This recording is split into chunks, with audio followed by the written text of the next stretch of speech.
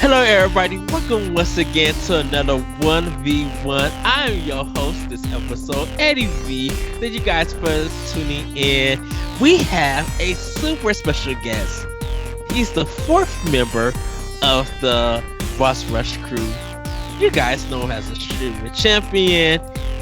All the positivity, all the love that he gives and he delivers, and just the way that he makes me laugh, and he's just like, you talk to him for 5 seconds and you want to marry him because he's just so lovable. It's just so great. Sorry, Ed, he's taken. I know he is taken, but it's just a feeling. Everybody, please welcome Ray Apollo Williams. Hello, Ray. Hello. Hi. It's me. I'm married, by the way. It's true. I guess I should start every conversation with, hi, I'm married. Hello. I'm just saying. I'm teasing. I'm not. He's married. No, I'm not about that part. Oh. Jeez. Oh. I'm always married. Yes, and the reason why we call him our streamer champion is that Ray is a Twitch affiliate streamer. Celebrating his 1 year Twitch affiliate. Yeah. Been a Twitch affiliate for a whole year. Yes, he has had a journey on how he has got there and everything. And so we're going to kind of talk about how he got into it. What did it take for him to start? And what is his future plans with it? But everybody, let's talk to Ray and see, first of all, Ray, can you tell us a little bit about your gaming history? Gaming history. So, is this where it's like, yes, I was but a wee lad when I touched a controller for the first time? Yes. Did you press A or B first? I'm pretty sure I just smashed the controller with my hands. Oh, wow. Let's see. My first experience with a video game that I can remember is that we had probably with an arcade cabinet. I couldn't tell you which arcade cabinet, but like first console experience I remember is the NES. We had an NES that my parents gave us when we were kids. So original Mario, Double Dragon, and some other games that I don't remember because they sucked. I'm just kidding. I don't remember. No, them you know what game really sucks? You know what game sucks? Tom Sawyer's Island. Sounds like a game I did not own. So, yep, I believe. It was awful. You're basically Tom Sawyer on a raft going down a river, and you had to dodge logs, and that was the game. Dodging logs. All right. Okay. All right. Log Dodger. I'll take your word for it. That's your new nickname, Log Dodger. Oh, man. Let me have to introduce you. That's what I'm calling you. I'm changing my Twitch and Mixer channels to Log Dodger. That's too good. But from there, we became Sega kids, and so we skipped the Super Nintendo. We didn't have an N64, but we had Sega Genesis. Loved my Sega Genesis. Then one day, my dad sold my Sega Genesis. I don't know why. I was very upset. And my mom was like, they're really upset because it was me and my little brother. And so she was like, as penance, you have to buy them something else. So he bought us a PlayStation. Wow. But before the PlayStation, we got Game Boy Colors. And the Game Boy Color was like my first thing that was like actually mine because everything else I had to share with my little brother. But the Game Boy Color was legitimately mine. That was my thing. And it was actually my favorite thing growing up. Like I've always had a really soft spot for handheld games. I love handheld gaming, anything. I love it so much. And so after that, then we got the PlayStation. And then we upgraded from the PlayStation to, of course, the PlayStation DOS. And we loved that. That we had a blast with that thing. So, but I guess before I go any forward, we lived off of demo discs. Did anybody else live off a demo disc with the PlayStation? Like, let's be real. I did. So many demo discs. I don't even think I had many real games. I had more demo discs than anything. I subscribed to PlayStation Magazine, official PlayStation Magazine, just for the demos because I used to beg my mom for PlayStation Magazine.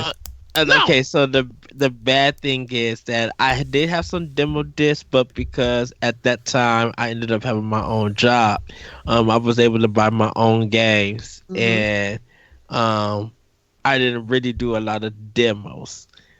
demo disc. Like the one that I do remember. I think it came with the PlayStation. It was the one with Wipeout. It was the blue one. Yep. And you could like play certain games on it, like some shit in and stuff. But if you keep the top part open and you put the CD in, it would go to that screen and you can listen to all the music from each demo and everything. I do remember that. Man, we knew all the tricks about demo discs. But so we got all of our demo discs because I don't know if you remember, as we lads, we had the Book It program. So basically, if you read a certain amount of books at school, you got a coupon essentially to go get a personal pan pizza from Pizza Hut. Yep. Oh, I remember that. When you would take in your Book It and get your personal pan pizza, you would get a demo disc. It's true. It was the best thing ever. So I read so many freaking books as a kid because you got a pizza and a demo disc for your PlayStation. And it was the best thing ever. So that's why I had so many demo discs. I had every demo disc they had available for Pizza Hut. It was great. But then beyond the demo disc era, I had, so like I said, we had the PlayStation 2. And about PlayStation 2 time is when we were starting to make some of our own money to buy our own games. And that's when I kind of learned about like buying, selling, and trading video games. And so that's what I was doing at the time. Was like buying, selling, and trading video games to get other video games that I wanted. Like the GTA games that I wasn't supposed to have, but I had them anyway. So, then not long after that, we decided that we had missed a lot of the Xbox era because we didn't have Xbox. But then we decided one day that we wanted an Xbox, and so we went and bought an Xbox, and then we experienced Halo for the first time, and it was glorious. I remember that like it was yesterday. And so like Halo, I remember sitting in front of, like, this was a weird time where our entertainment center was so low and our couches were so far away from the TV that I would like sit in front of the big old tube TV and I played Fable. Like I sat in front of the TV for like 3 days straight playing Fable because it was so amazing. I loved it. That was like middle school-ish, I think. Yeah. God, that was so much fun. I remember that. Like my first playthrough of Fable was god tier. But this is also when you would go to the library and print out like 20 pages worth of walkthroughs and cheat codes. Yeah. I remember that. I kind of got in trouble in school because I printed like the whole strategy guide to Suika did. Oh my God, Ed, that's like 200 pages. Yeah, I thought that page like goodness. 83. Like, sorry, didn't I mean, I printed out the Ocarina of Time, and you are also a nut. I also printed out the strategy guide for the Bouncer. Oh my goodness gracious! So I was lucky. My mom worked at the public library. She like ran the children's section for the public library. So I was always at the library. So I would like if I printed out at the library, I can't get in trouble because it's free. Until one day they started charging, and I'm pretty sure it was probably my fault. But still, like it was awesome because I could just print out anything I wanted at the library because I wasn't using my mom's paper. It was the library. So yeah, it was great. Then let's see. After we got the Xbox, we begged and begged and begged our parents for the Xbox 360 because Halo 3 was coming out, and I was everything about Halo 3 was like I have to have this game. Need to have this. All my friends are going to be playing it. I want to be playing it. And my parents are like, nope, nope, we're not buying you this. We can't afford that. We're not going to do that, blah, blah, blah. And then for Christmas that year, my dad surprised us with an Xbox 360 Arcade Edition. So, it didn't have any memory, but it came with, I think, what was it? Geometry Wars and some other stuff. And then we went and rented a copy of Halo 3. Yes. And so we went and rented a copy of Halo when that came out, and it was the greatest. We didn't have a lot of games because we didn't have a lot of money. So all the games we had were we kept renting Halo, but I also had Armored Core. I went and bought Armored Core 4, I believe, and that was one of the best games I ever played. And funny enough, I met one of my best friends, like to this day, in an online lobby in Armored Core 4. Oh wow! We've been friends for like 15 years from that lobby. It was crazy. When did Front Software bring Armored Core to Xbox? I thought that was always on PlayStation. No, I had Armored Core. Were both on Xbox. 4 and 5 on Xbox. Yep, I had them on 360. I had them too. Wow, did not know that. And one of the reasons why is that I've never seen that in stores at all. Armored Core I would see for PlayStation, but very limited. Hmm. I've never seen the 360 version. My assumption was Armored Core was exclusively to PlayStation. I literally said that on optional. I was just Up, like, up until 4. Yep. And interesting. I fell in love with that game. I legitimately loved it because I was like, oh, you get to build and customize your own mechs. Because, anime kid, loved Gundam. But then, like, I was like, Armored Core is basically what I want from a Gundam game. And I was like, this game is so good. And so that's when I fell in love with From Software, was through Armored Core. I didn't know anything about any of the other games. All I knew about was Armored Core at that point in time. Surprised that you didn't know about it during the PlayStation era. I did not. I did not know about them until I got to this point in my gaming. So this is when I started to really play it and plot out what I was buying and playing, because before then I was just playing what I was given. Like I didn't really know any better. I didn't have an older brother who was like, hey, you should play this, or an older cousin outside of the ones who had the N64 and the Super Nintendo. It's like, hey, you should play this. They always had stuff to play on those things, but I was like, I didn't have those at home, so I didn't get to play those other games. But it wasn't up until about this point of the 360 that I was then started to go on to get more games that I wanted to play. I mean, we did that with the PlayStation 2 as well, but more so with the 360. Which was awesome. I really enjoyed it. We played a lot of good games on 360 that now are like the series that we love, that are like, 5-8 games deep, like, Assassin's Creed and Call of Duty and stuff like that. So from the 360, so this is about the time I left for college. So I left the 360 at home for my little brother, because I was like, I can't be the jerk who takes the 360, also leaving home. So I'm also going to take the 360. I wasn't going to be that guy. So I was like, this was given to us, so I'm gonna leave it here with you. And so I left the 360 at home with him.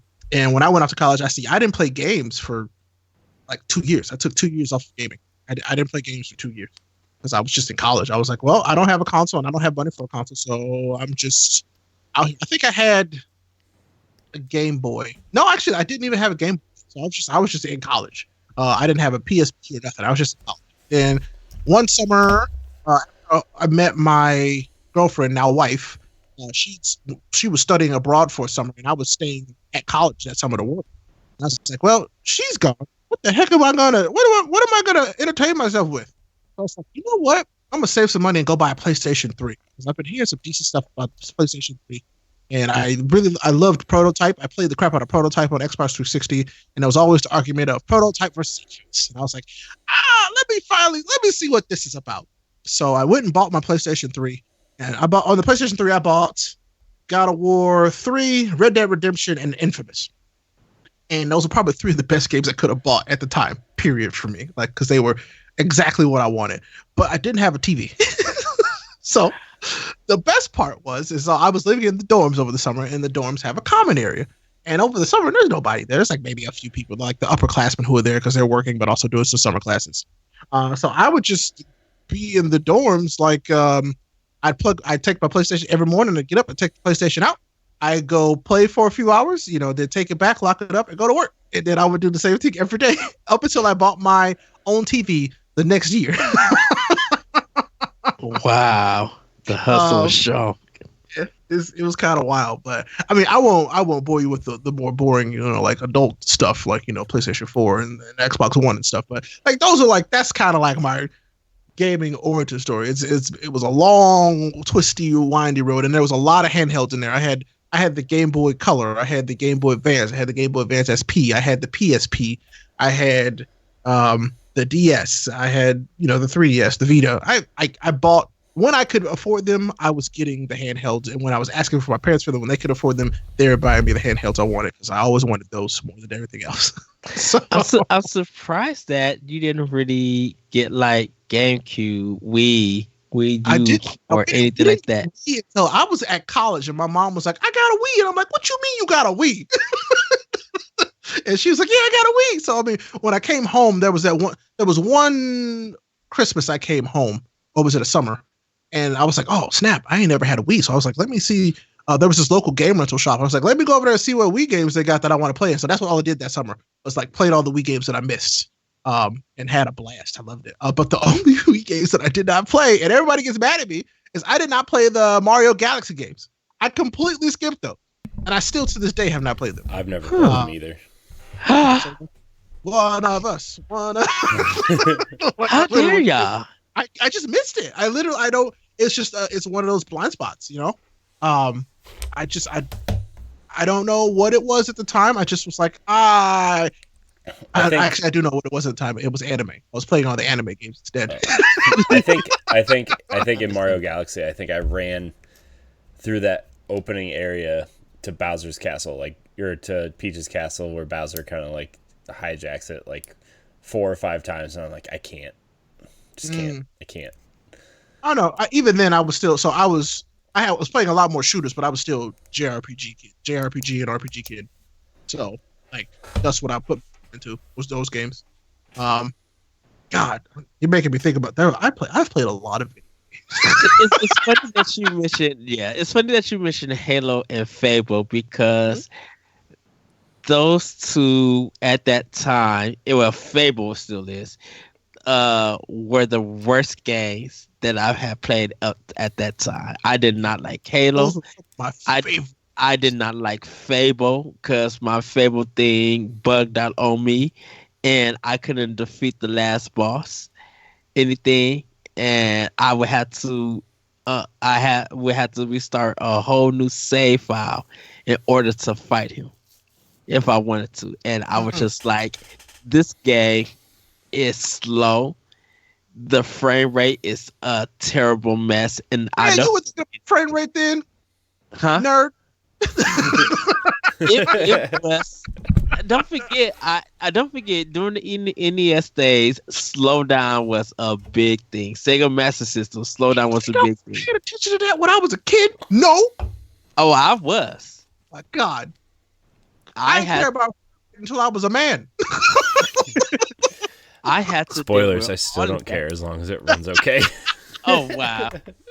What this is, well, because right, the thing about it is that I understand that you didn't have a lot of video game systems, but because my brother, he was the Genesis kid and I was the Nintendo kid, most of the systems that came out for Nintendo and Sega we got, but you know, we didn't get a Sega Saturn because he didn't buy it, but he bought a Dreamcast and I got I a want Dreamcast. yes, but I think my mom was like, "No, I'm not buying you that." She bought us a PlayStation instead.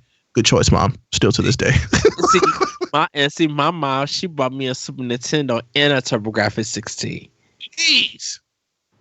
Yeah, so I got a Game Boy, Game Boy Color, all of that, you know. So and I was getting games. When the rental store was selling like Super Nintendo games, like for $2 or $3, I would have some money, go up to the rental store, buy that game for $2, and it was in my library and stuff. And so, and anything Sega related, I played on my brother's Sega consoles. So you know, I had all of that, and when it came to it, I did have the N64. I did have a PlayStation 1 at the same time. Um, but then when I started like really when I got my first job, making my own money and stuff, I started buying my own games, and ever since that, I've been buying my own stuff.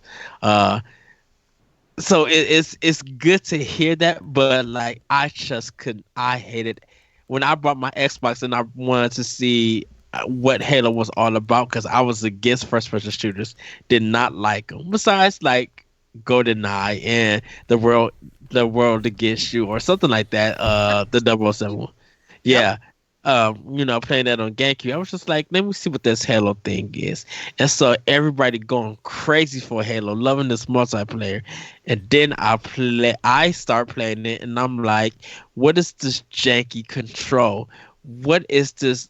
Like, I just feel like the game was just horrid and long. And I didn't like Halo for a long time, literally until I played like Halo 4, Halo 5.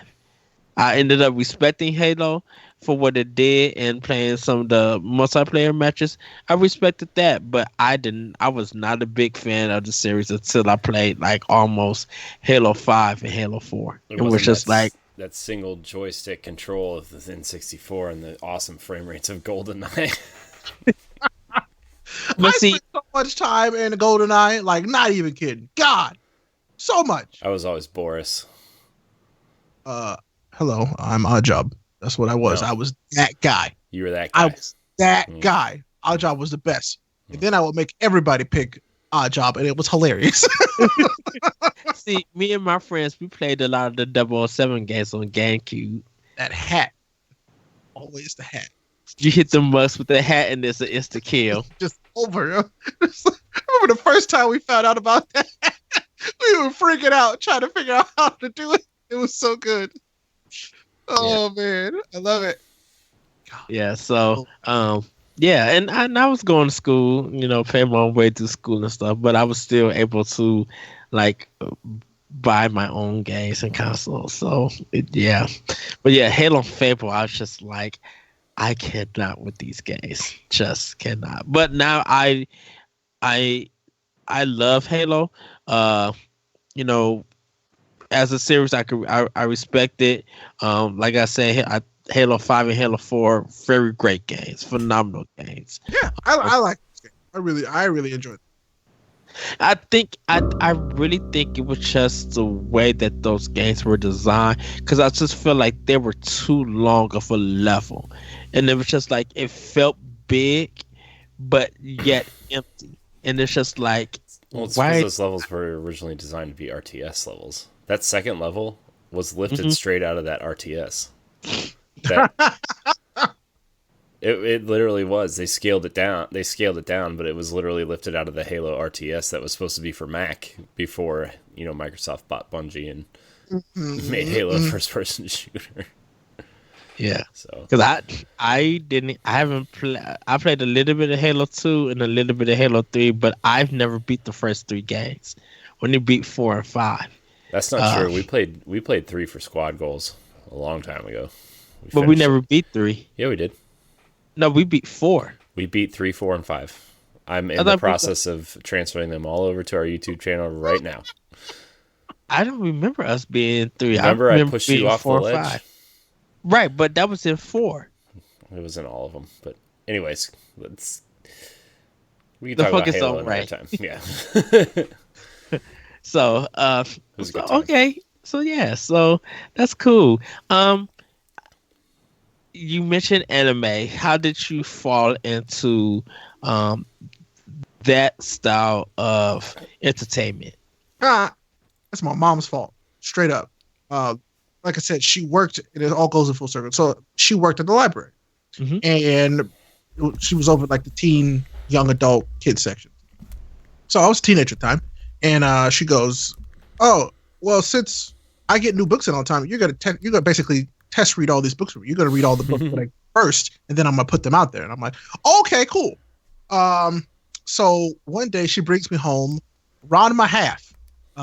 It's my first manga ever, and I'm like, "What the heck is this?" So I read it, and the premise is there's this hot spring, and when you go to this hot spring, whatever died last in this hot spring is what you turn into when somebody hits you with cold water.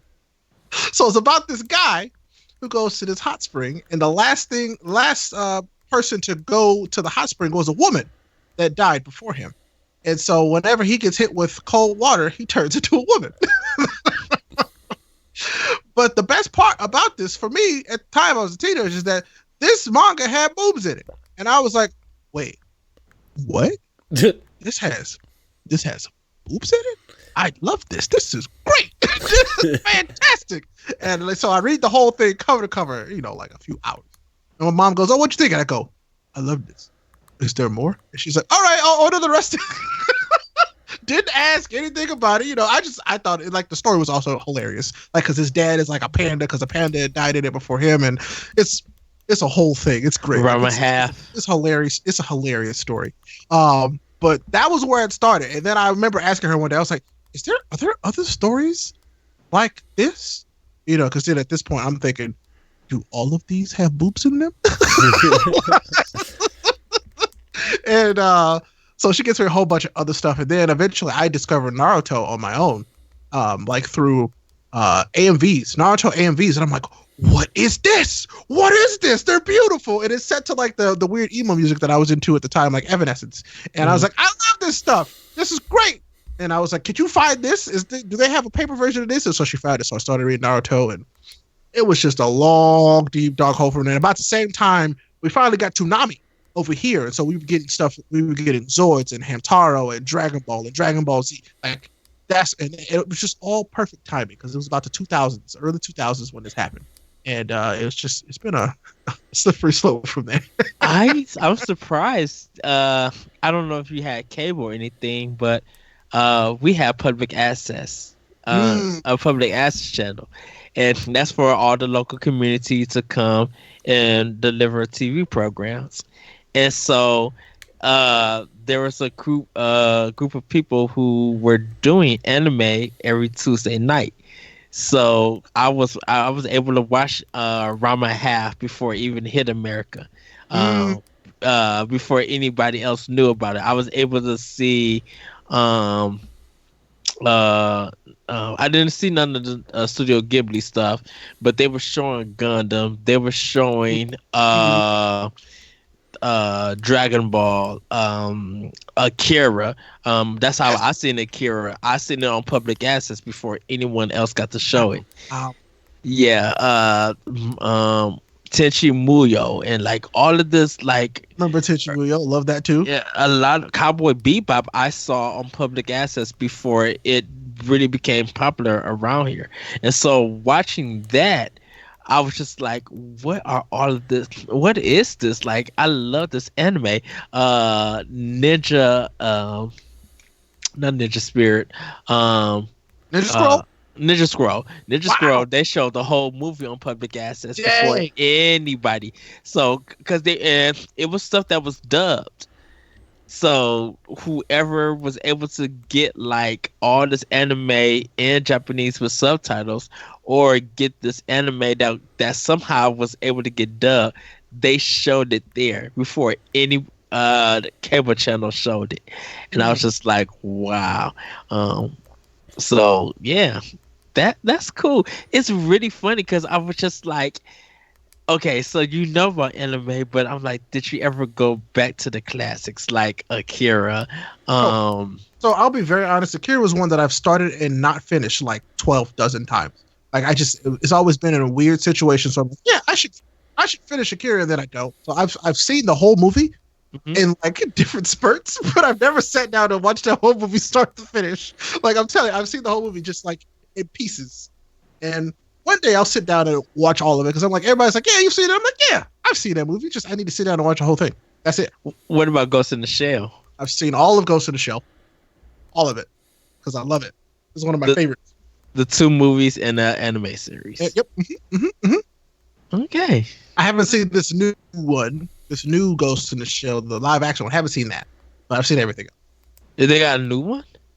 Oh yeah, well there was a live action one with Scarlett Johansson. That one I seen. Yeah, I haven't seen that. Okay, that one was really good. I really enjoyed that one. A lot of people didn't like it for some apparent reason, but I'm just like, it's an adaptation of the Ghost in the Shell manga book, and you know, sometimes some stuff that if you haven't grown up watching the TV series or really reading the manga and stuff like that, you wouldn't understand it. So like, people who are not into anime, if they're able to go see this movie, they'll see it as a stylistic sci-fi action movie at times that with deep philosophy. I don't know.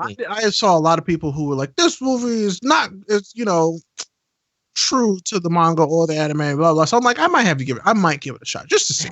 I think when there's adaptations of stuff, if you are a person who don't know the lore of it, you won't understand what you're seeing. Everything that's being presented to you is brand new.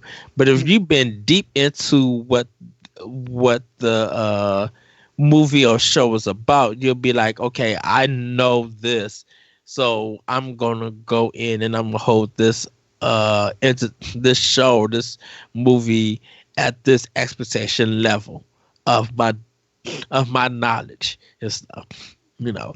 So yeah, so cool. See, Ed, you really think I would have got all that out of Ray? if you asked.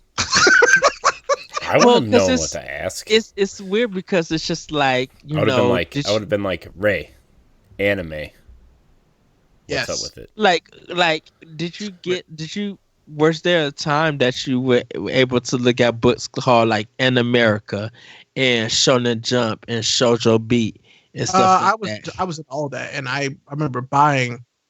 I threw away when I moved 3 4 years ago, 5 years ago. Hmm. I threw away uh hundreds of Shonen Jump because I kept all of them. And like I had tubs of Shonen Jump. I even had Shonen. I had like true Shonen Jump from Japan. That I I oh see I think I have all the Shonen Jump and Shoujo Beat that they sold on the every month when it came out. I was buying it, and I didn't get into In America like late. But it, I decided not to get in America because money. And I thought that Shonen Jump was worth. It was the best value for what I was wanting to read at the time.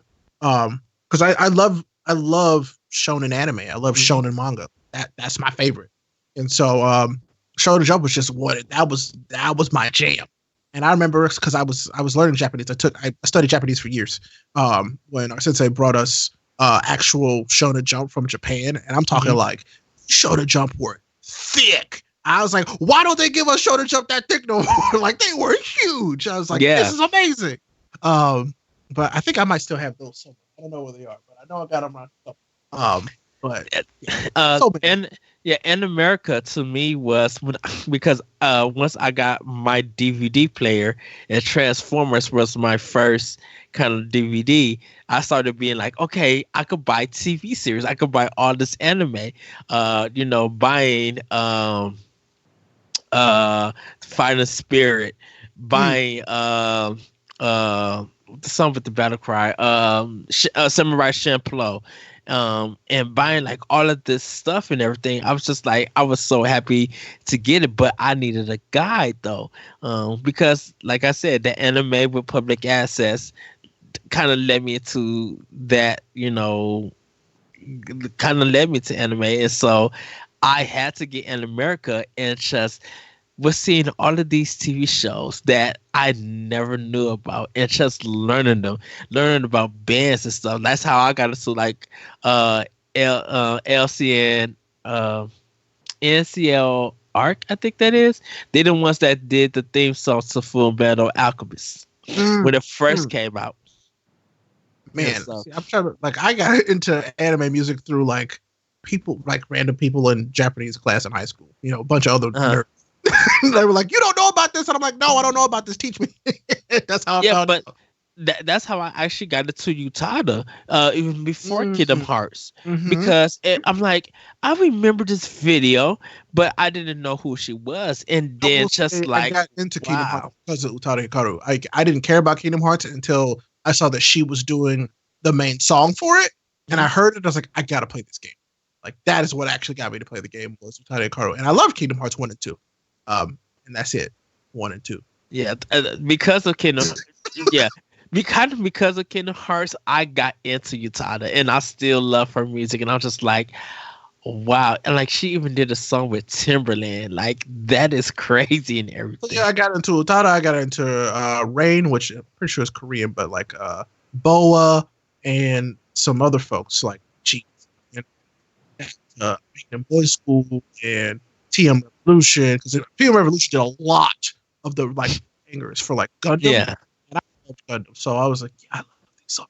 So Yeah, it's where anime theme music is the way that you got into anime, or you got into Japanese J-pop in a sense, because you would hear that theme and you'd be like, oh, this is so catchy, and so you would go seek out their music if you could find it, and it was hard back in the days. stupid difficult to find it. Like I'm talking a lot, and I mean a lot of illegal like downloads. That's for real. That's not even a lie. Like it was a lot of Yes. it just recently, like in the past like few years, it got easier to find this stuff. And that's literally just the past few years. It's gotten easier to get a lot of J-pop and J-rock like legally, which is nice. Yeah, the beauty of iTunes and Amazon. Like I even though streaming is big today, um, it was always, if I was able to find that album at Suncoast or anything, I would buy it. Hmm. You know, because I'm like, this is the only place that sells this J-pop music, and I need it. You know, nowhere else did international music. It's true, but I don't know. I'm glad that we have such a wide availability of international music now. It's not something Yes. for us folks who had been listening to international music and had never left the United States at that time. It was rough. Oh yes, yes. It's weird because around 2000, mid 2000s, that's when anime and Japanese culture was big here in America. It seems just like out of nowhere it happened. To get it here for us is what it was, and I'm so glad it happened. Like I'm so glad it happened. Yeah, a lot of people were attending more cons, more cosplay. Like it was Mhm. really good and stuff. So, let's get into why we call you our streaming champion. How did you jump into streaming? Like, where did this motivation, in a sense, come to stream you playing video games and building a community? So for me, it starts with Justin.tv. Randomly reading an article about Justin.tv years ago. Years ago. I couldn't even tell you what year it was, but back when Justin.tv was still a thing. So before Twitch, it was Justin.tv. And I remember turning it on one day and like looking, and I was like, what is this? There's a dude playing a video game. And that's it. But people are chatting or just watching. I don't even remember if you could chat at the time. But like people are watching him play a video game. This isn't a YouTube video. This is a live video. Oh, weird. So I turned it off and never went back. Yeah, I think it was Man vs. Game at the time. And then a few years, maybe 2 years later, I start working in IT full time, and I'm like, I need something to like pass the time during the day because I hadn't really got into podcasts yet. This was like right before I got into podcasts. And I was like, what can I look at online? So I just kind of looked up I was watching YouTube videos, like playthroughs of games and listening to them in the background. And also like for fighting games, I was like learning combos and tips and tricks because I was still really into fighting games. So I was watching combo videos, like how to do combos with certain characters. And then one of the dudes was like, oh, by the way, I have a Twitch channel too. And I'm like, it's a Twitch channel. So I look it up, and this was Maximilian Dude. I look it up, and I'm like, what the heck is this? So I watched them one night, and they were doing this series called Boss Rage, which is essentially they take a fighting game, they crank it up to the highest difficulty, and they try and beat all the bosses through it. Yeah. But like the thing about fighting game bosses is they're hard as hell. Like they're so difficult, especially on the hardest difficulty. And like I was like, this is crazy. So I started that, and then I started watching more Twitch streams at work, and I found people like Eddie Monster, and who is now General Mittens, and it was really cool that they were playing a game, but also interacting with people in real time. And I was like, this is crazy. I kind of like it. This is cool. And then I was like, at that point, there was no way I was ever going to stream because I didn't have any of the equipment that it took to stream anything. And I was like, I didn't have the money to buy stuff like that. And I'm like I hadn't even thought about it. But then the PlayStation 4 and the Xbox came out, and they said, oh, by the way, you could stream from these devices. Just from this, don't need anything else to do it. And I'm like, what? Like I can just plug in my account and just stream? And I was like, okay, let me see how easy or difficult this is. So before I was Ray Apollo online, I was a whole different name that I don't even remember now. And I streamed on that for a while and had made a bunch of cool friends, and it was awesome. Like I had a really good time. It was just a way to play a video game and like be talking to people at the same time because I was just doing what I saw those other people do, and I thought it was really cool. And then it wasn't until the start of 2018 that I was like, actually, I think I really want to try to stream for real. So this was like 20, because I've been streaming on and off for like 5 years. Yes. For like 5 years, period. Like I said, it wasn't until 2018 that I was like, no, I really do want to stream. I want to stream. And so I had picked Ray Apollo because I found out that I could get my name. Like I was like, that's my name. I want my name. And so I got my name. and let it sit for a while. Then I finally started in the 2018. It's like streaming because I was like I had a decent enough laptop, and well, actually no, I didn't even use my laptop then. I was still just on the PlayStation 4. I was still just streaming from the PlayStation 4. Got a capture card for my laptop, and then I started streaming with like a camera and other stuff. I was just having a good time with it, and I loved it. I love to be able to talk about the games that I love with other people who are also really enjoying the games that I love, which was awesome. But it wasn't until 2019 that I was like, and I had found out because we already like hit the affiliate thing, and then we were making a little bit of money, and I was like, oh, well, no, this is something I don't want to do. Like I want to make this kind of like a side gig. You know what I'm saying? Because I had been listening to a lot of Gary Vee at that point, and I was like, I really did not like my day job. It wasn't contributing to any of my happiness whatsoever. And so it was like, hey, if I was listening to Gary Vee say a lot. It's like, if you hate this job so much, live with less and do more with what you love. And I'm like, that sounds crazy. I can't do that. And then it got to a point one day.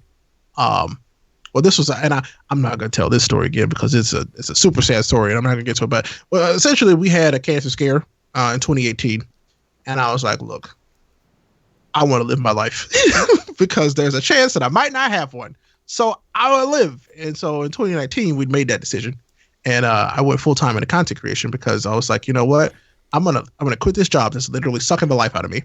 I'm going to start doing something that I love, rebuild my skills, and get a job that I love. It's like I love creating content, but like this will always be the thing that I have, something that I'm going to build for myself. But I'm going to get that job that I want. I'm gonna go work at like PlayStation or Nintendo or Microsoft. I'm gonna get that job at one of those places, and I'm gonna love it. And so we're at that point now where I'm like, I'm creating content. I'm building skills that I've always wanted to build because out of college, what I wanted to do was write for IGN. That's what I wanted to do out of college. Yeah. But I had a professor that said, no, you can't do that. Don't move out there. Don't do that. And I'm like, what do you mean? And she was like, no, don't do that. And so it was kind of like at that, I literally let that person like stop me from pursuing what I wanted to pursue. My English professor told me the same thing. And I had never forgiven myself or that person for doing that to me. And it wasn't until at this point, like in 2019, where I was like, heck them and heck that. I want to do this and I'm going to do it. Yeah. So that's why I'm a very big proponent of do what you want to do, but make sure you're doing it right by yourself and by those who you love. Don't if you're doing something, don't do it to the detriment of somebody else. Don't do that. Right. I was blessed to be in a situation where my wife is working full time, and we had done enough for our finances that I could do this. It's not easy, but I can do it. So it's one of the things where it's like now if anybody ever asks me for any information, it's like any advice, don't let somebody else tell you that your dreams aren't worth it. Period. Because I let that happen to me, and like I said, it hurt me bad for a long time. Yeah. And then it wasn't until I started doing what I wanted to do that I was like, I felt like me, if that makes sense. Mm-hmm. Yeah. I was always just a piece. I was always me, but then I started to really feel like me. And I don't know. I love this. And like I said, I'm still like people are like, oh, we're gonna do full-time content creation forever. No, I want content creation to be my thing, the thing that I built for myself that I'm going to continue to do. I'm not going to do it full time because I know that my talents could also be better used to make the entire space better, if that makes sense. I want to make gaming itself better. That's what I want to do. I'm not just going to keep it at me. No. I want it to scale.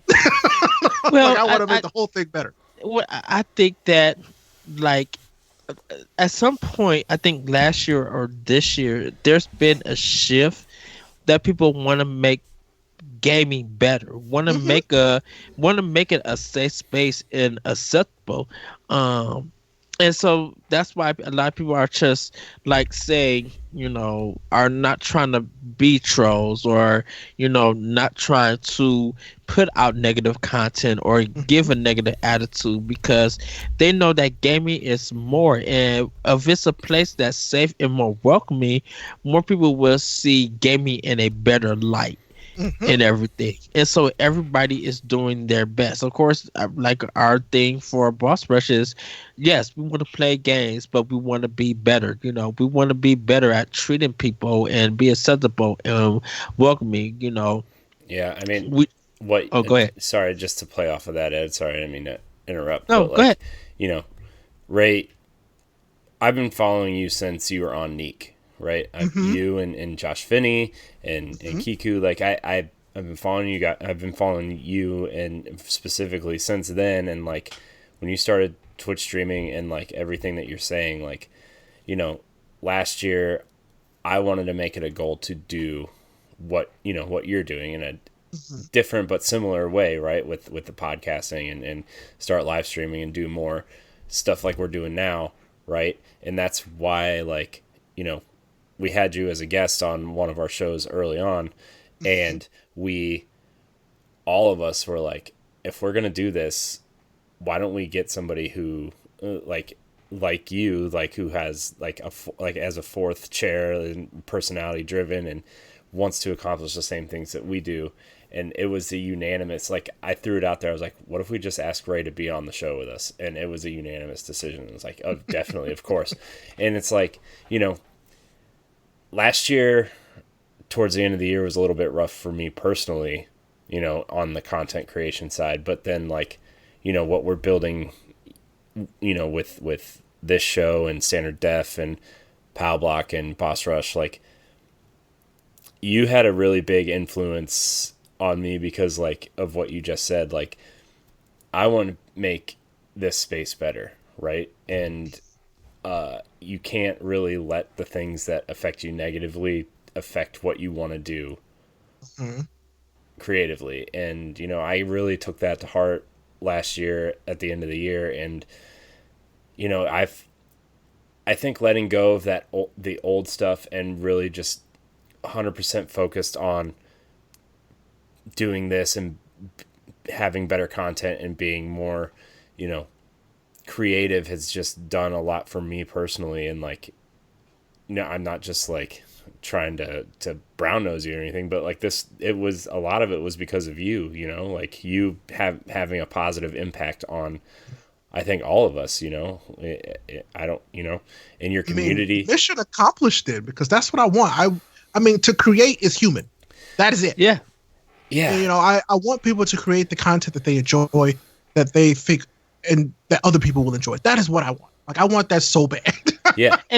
And we talked about when me and Corey had to talk about when creating content. It's not easy, No, it's not. but you're going to have some ups and downs. You're not going to come out the gate and get 100 people or anything like that. You got to work hard to build, and even if you don't reach the goal that you have in mind, definitely have fun making the content that you love to do, because if it's a passion of yours, continue having love for that passion. You might not get rewarded as much, but it really showcased that when you continue to do what you're passionate about and you let that build, at some time you're going to have experience. It's going to get out there and it will catch on.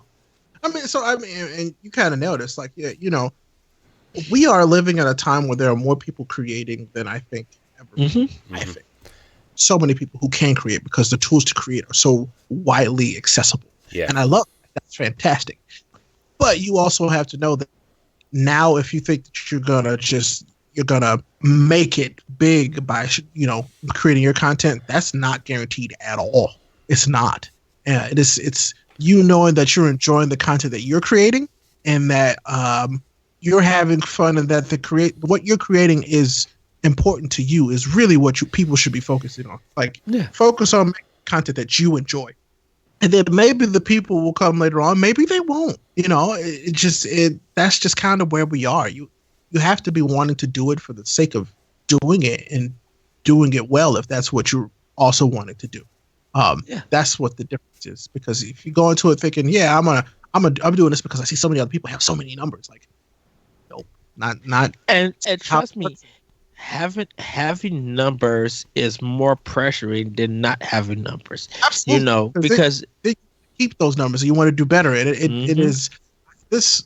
there's a cycle in content creation that is it's sort of kind of depressing just in itself, because now you want to have these numbers, and then everything is a number, and if you focus on that, it'll really make you not happy.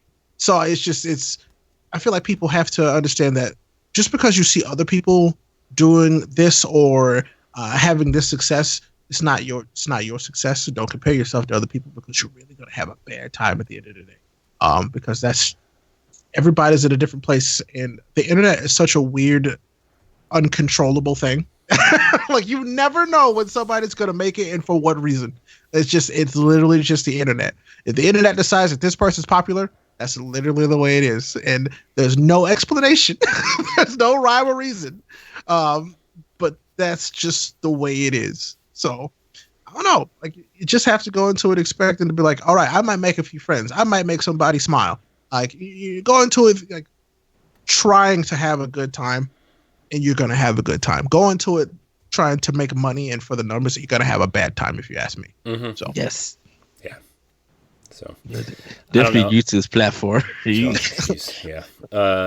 But Ray, you have been such a positive impact on this project that we've been working on Ed and I have been doing stuff together for years at this point, and Jesse, and then, multiple groups of people that we've worked with, and you've had such a positive impact on me, just like kind of refreshing my appetite for creativity personally.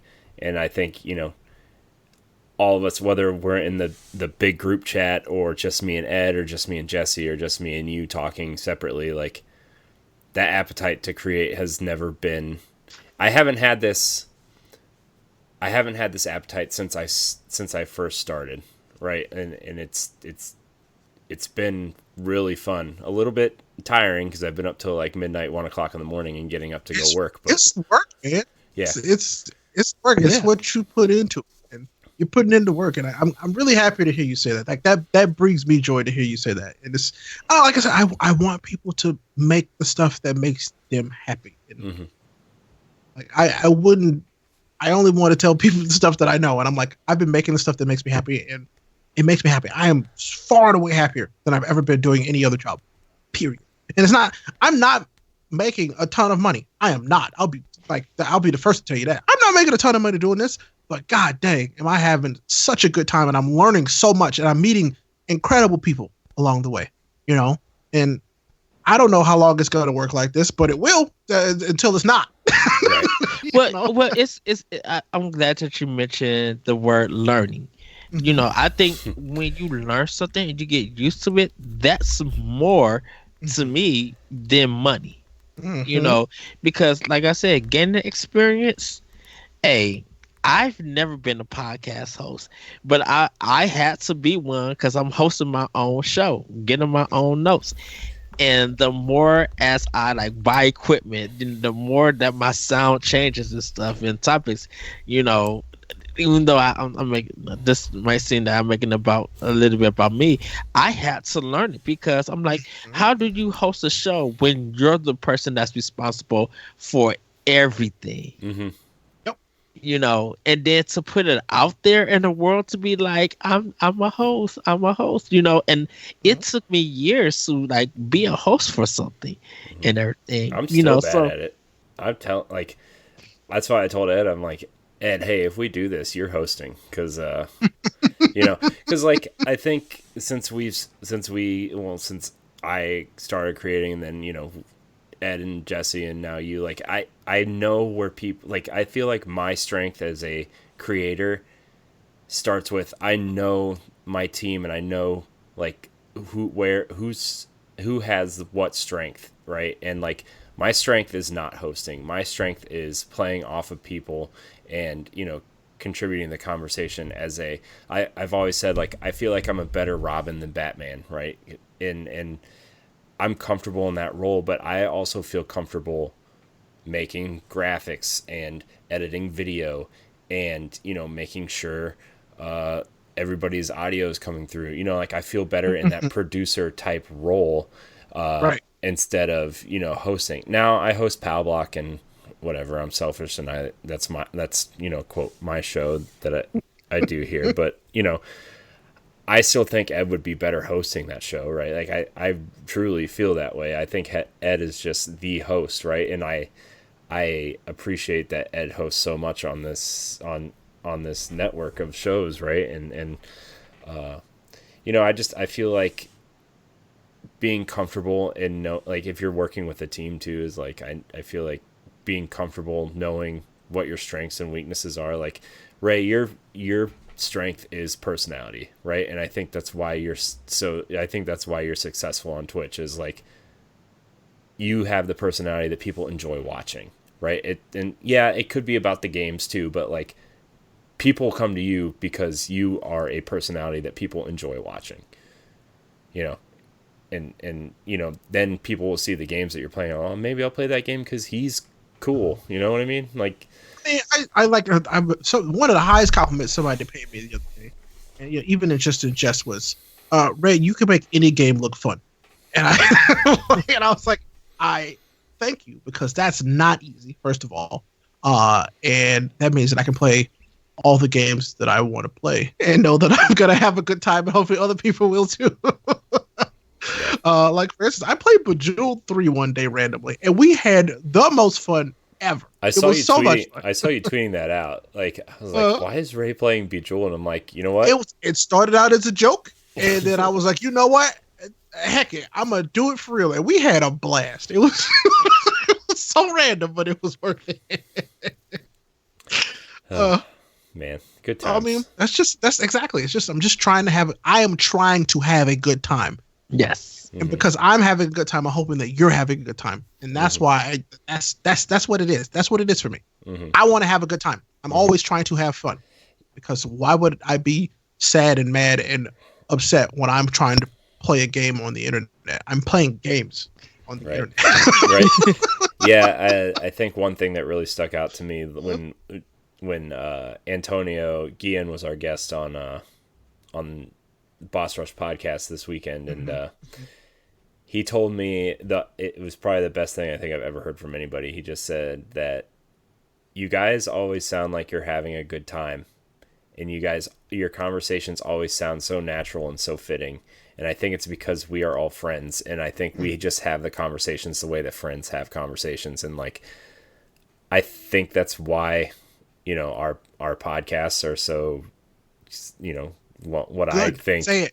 Good. What I say, I think it. are successful, like looking at the numbers and stuff, right? Like I think that our shows are quite, to be honest, better than some other shows out there. Yes, I really believe that, and I think it's because we all fit together and we all are friends and we all just have that natural conversation the way we would have them with friends because we are friends. I'm kind of working on the trailer for our YouTube channel right now, and the one thing I stress in that trailer is we're not journalists, we're enthusiasts, and we're friends, and we have conversations just like you. And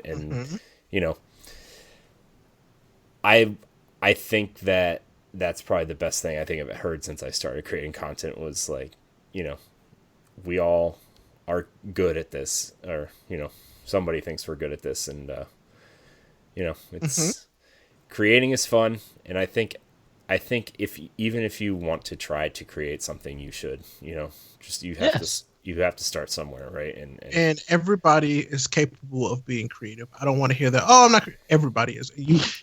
Most people don't realize it, but you're creative in your everyday life. The way that you put your clothes together, the way that you cook the meal, what you decide to cook for a meal. That is all forms of creativity, just on different levels that you don't recognize. Yeah. And you need to start recognizing it. It's important. We're all creative. Yeah. Well, I'm not creative when it comes to food. You are creative. Look at this guy. My creativity come, which Domino's meal do I want today? Hey, that's creative. You got to create what toppings you want on that pizza. I mean, it's also, have you not heard any of the shows that you put out? I mean, I have. You have your own creativity, don't you? I know that.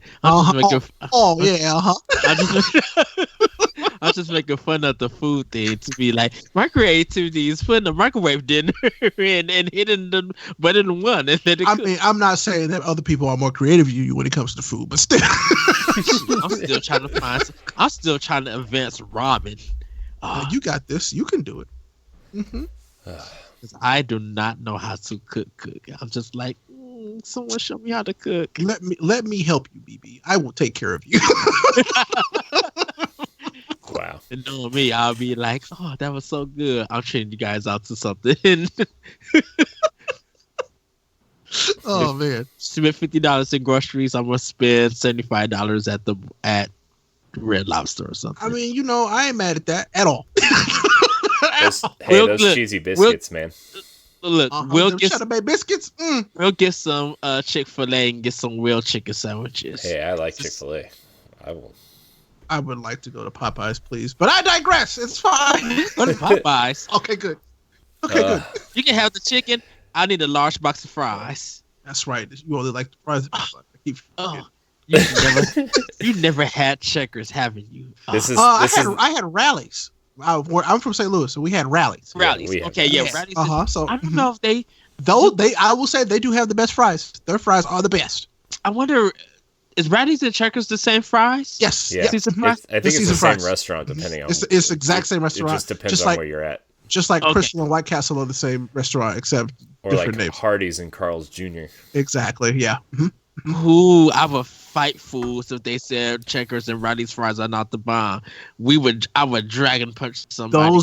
Those fries are delicious. So those were the first fries I dipped in a milkshake, and they're perfect. You take a Rallies or a Checkers fry and dip it in a strawberry milkshake. That's good. I'm sorry, their banana milkshakes is off the chain. I've never had their strawberry. A banana milkshake. Yeah, they Checkers do banana milkshakes, and literally it's off the chain. But I would try a strawberry milkshake.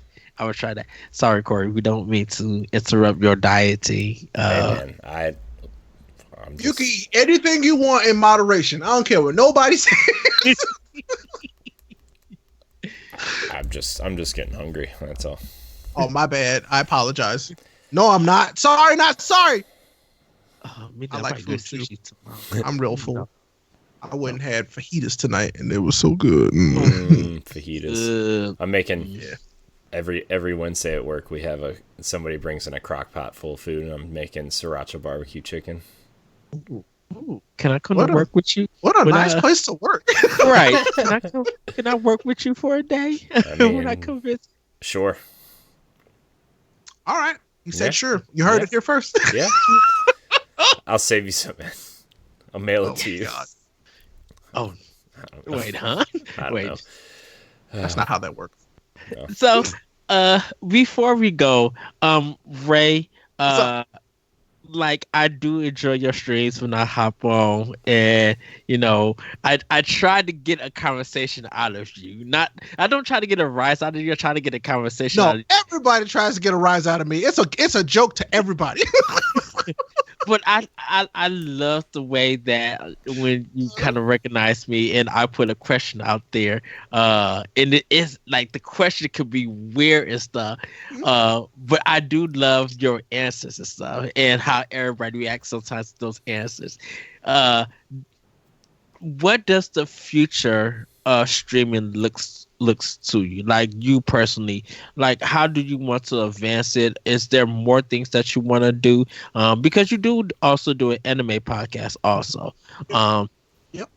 Do you want to do more stuff like that or anything outside of that? Oh yeah, so just kind of to make a comment about what you said when you asked the questions in the chat, the one thing I was telling people today is I will always be very honest whenever anybody asks me anything. Like, I will be as honest and as candid as possible, because online, people can say whatever they want.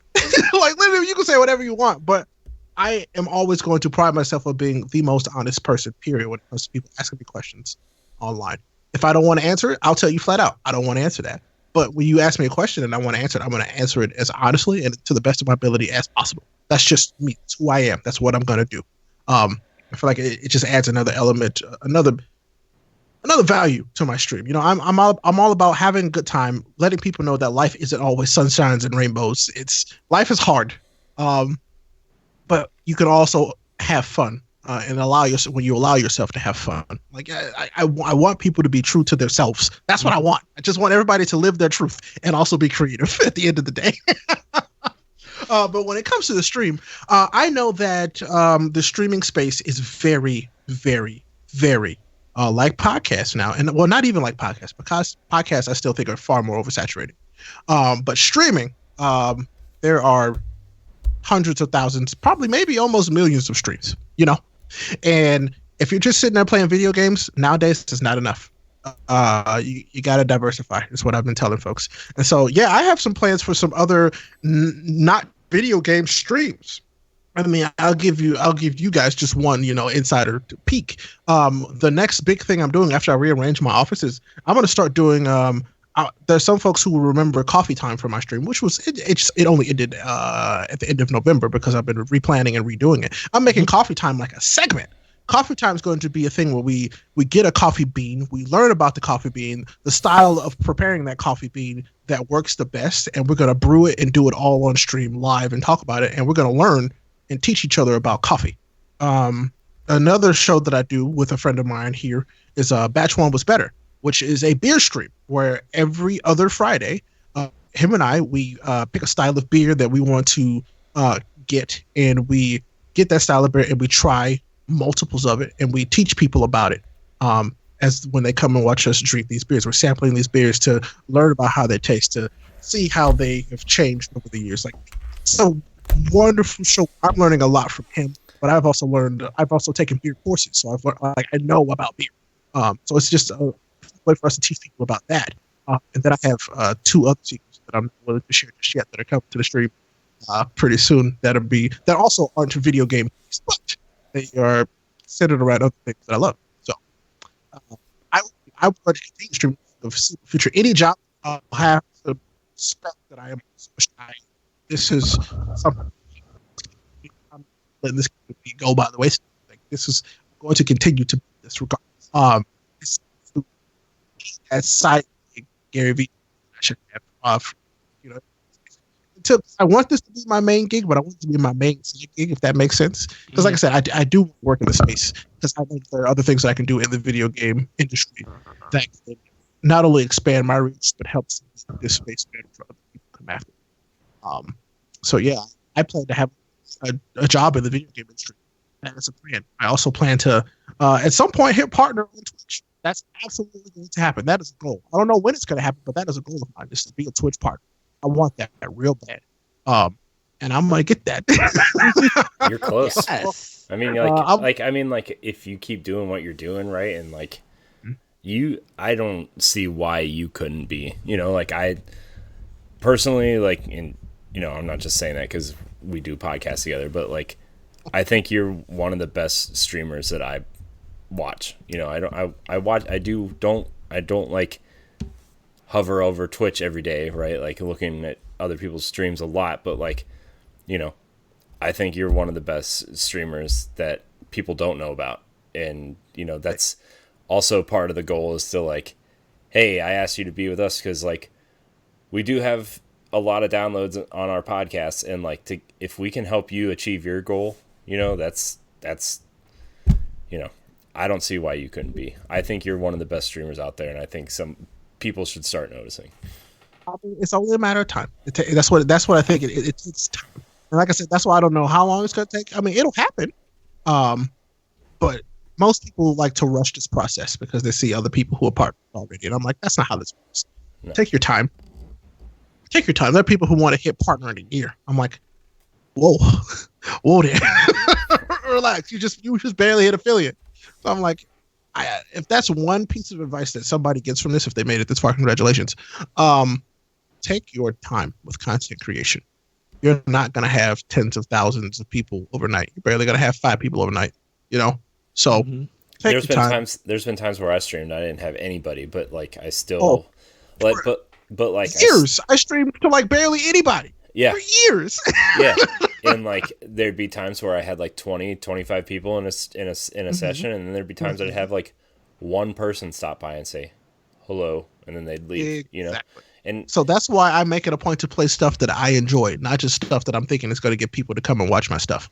yeah, Because if I'm having fun, that's really all that matters at the end of the day. it's true. True. That is true. Very true.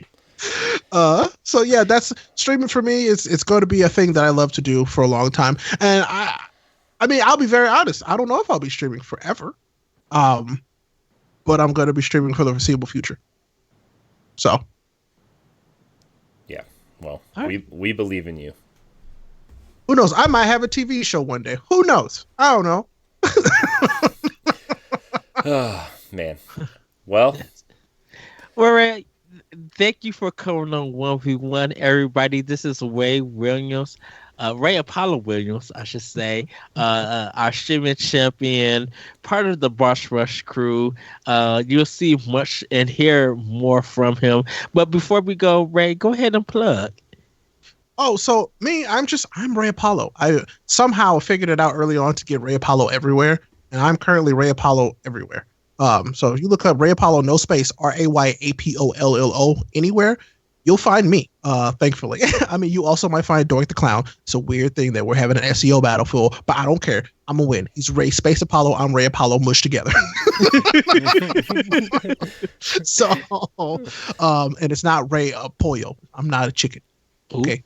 I get that a lot. Oh, look, hey, it's Ray Pollo. No, it's Ray Apollo. Keep it together, please. Where did Y come in? It's in Spanish, Ray Pollo. That's Pollo is chicken in Spanish. Man. But yeah, so look me up on Twitch first and foremost. Come and follow the stream. We're having a great time. We're about to start, if you're listening to this, we're finishing up the Division 2 and about to start Dragon Ball Z Kakarot here very soon. I also have a lot of new YouTube content that I'm planning. So I have a news show. I have just kind of like a conversational like streaming show that I enjoy doing now that you guys are going to have to be on at some point because I would love to have you come and play games and talk with me about stuff. yes. I have a lot of... In other words, pod and play. Sort of, yeah.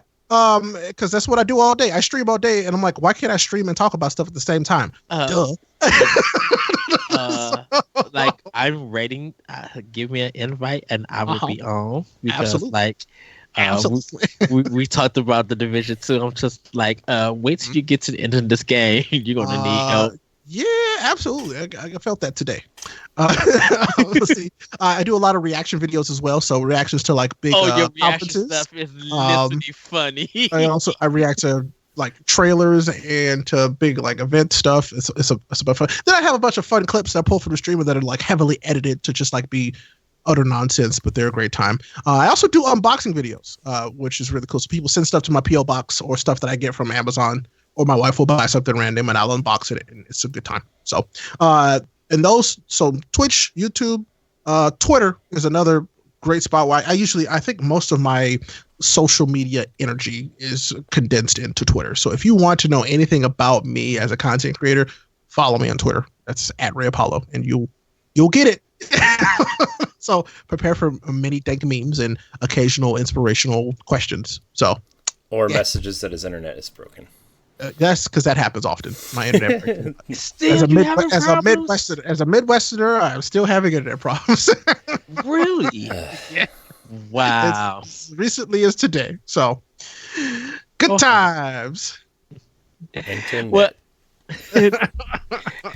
well, everybody, this has been 1v1 once again. Thank you guys for joining us. If you would like to be a part of 1v1, you can email us at bossrushgamespro@gmail.com. We would love to talk to all you content creators and have this one-on-one discussion because it is quite fun to really learn about not the brand but the person behind the brand, or just the person themselves, and before with the content. So with that, everybody, have a great week, have a great weekend whenever we see you, and as always, play games and let's continue to be better. With that, everybody, we'll see you next time on 1v1.